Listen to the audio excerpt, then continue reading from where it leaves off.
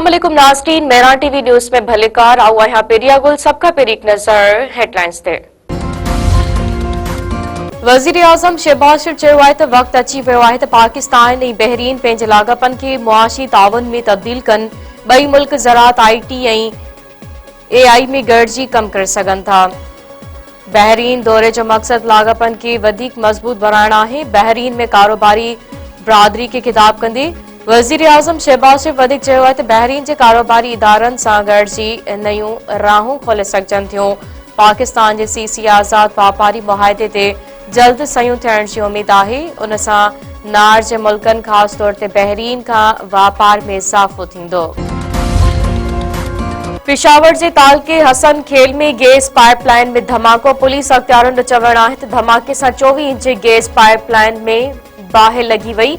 Pipeline जे मुतासिर हिस्से खे अवामी तहफ़ुज़ लाइ अलॻि कयो वियो आहे। पेशावर, एबटाबाद, मर्दान ऐं पिणु इलाइक़नि खे गैस जे मुतबादिल ज़रियनि खां फराहमी।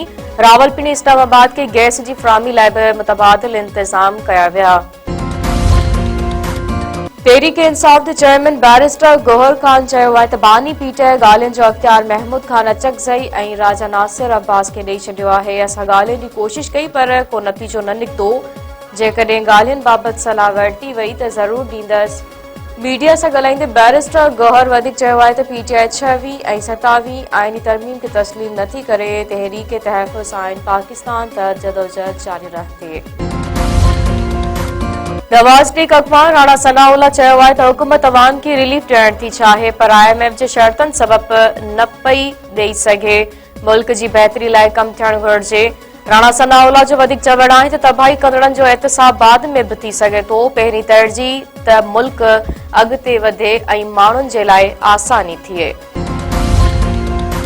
व्हाइट हाउस वेझो फायरिंग, नेशनल गार्ड जा 2 एहलकार ज़ख़्मी, हालत नाज़ुक। फायरिंग कंदड़ शकी शख़्स गिरफ़्तार। अफ़गान शहरी रहमानुल्लाह तौर सुञाणप। अमरीकी सदर डोनाल्ड ट्रंप वाक़े खे दहशतगर्दी करार ॾेई छॾियो।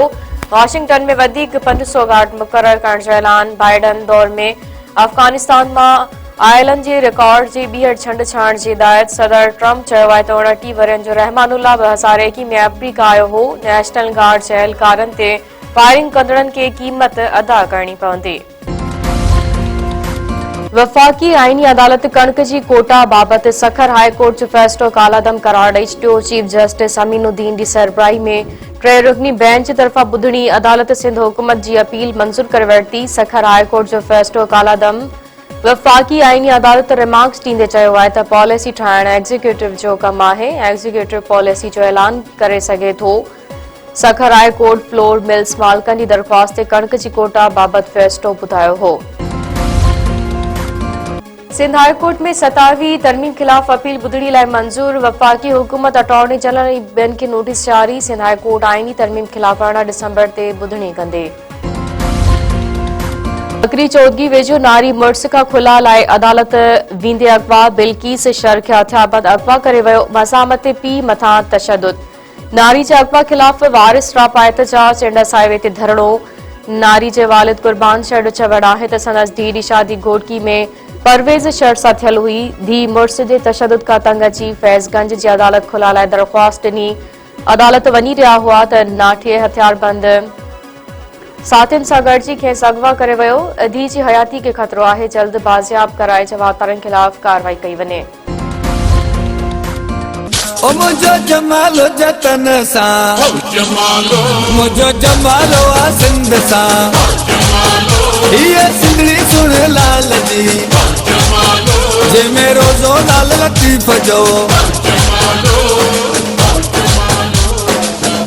सॼी सिंध में सखाफ़ती ॾियारे जूं तयारियूं ज़ोर शोर सां जारी। मेहरान टीवी जे सॾ ते शहर ऐं वस्ती वाहन में भरपूर मौर। सियासी, समाजी, अदबी ऐं क़ौम परस्त धुरियनि सकाफ़ती प्रोग्राम रिथे छॾिया। हर उमिरि, हर तबिके जो फ़र्द पंहिंजी सकाफ़ती ईद भरपूर नमूने मल्हाइण लाइ पुरजोश। कोटड़ी, पीरोला, शारी, गाजी खावड़, नवदेरो ऐं ॿियनि शहरनि में सकाफ़ती तक़रीबूं।